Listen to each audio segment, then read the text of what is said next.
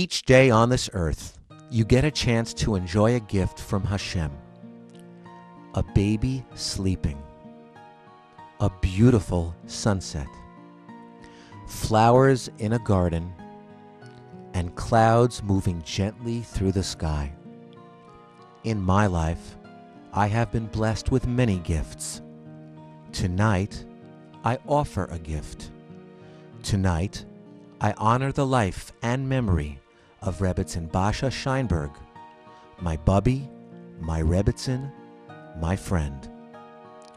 Our relationship started in 1988, almost 24 years ago, when my husband, may he have long and healthy years, and I got married. The Rosh Yeshiva married us. Then I met the Rebbitzen. We became very close friends and shopping buddies. As a matter of fact, after we were friends for a year and we were looking at my wedding album, she asked me, feeling a little rejected, "Leah, why wasn't I at your wedding?" "Rebbitzen," I said, "I didn't even know you." "Oh, right."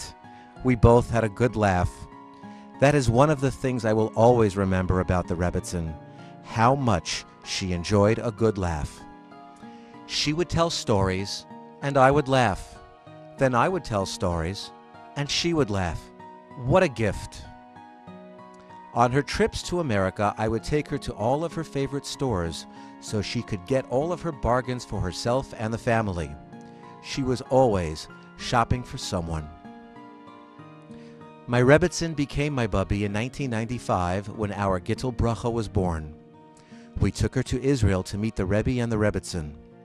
On that trip, a new love was born. That was the year Bubby had a minor stroke and developed some special medical needs. She was so sad and said that she would never be able to come to America again. There would be no one to care for her. I was given another gift. I told her that I would take care of her, and she seemed very pleased. I got coached on her needs, and when we left Israel after Simchas Torah, we went home to prepare for Bubby's arrival 6 weeks later. Rebbe and Bubby arrived with their entourage and stayed in our home for 4 beautiful weeks. What a trip that was! Guests coming and going, phones never stopped ringing, preparing for the Yeshiva dinner and making Shabbos for 150 people. Each day brought a new adventure, and our house was alive with the Shechina that they brought. I became an expert in cooking farina. I learned how to make the perfect cup of coffee. I made blintzes by the case and opened jars and jars of gefilte fish.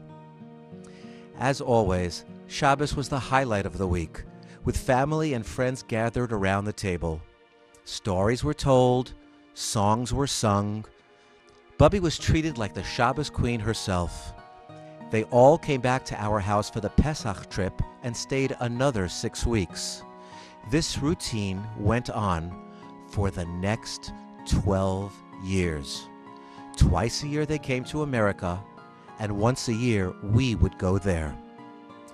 On our yearly trips to Israel, I got to cook and bake for Rebbe and Bubby. I got to spend time building and decorating their sukkah. I got to take her out for ice cream and cheesecake to the mall. I made potato latkes and cabbage soup.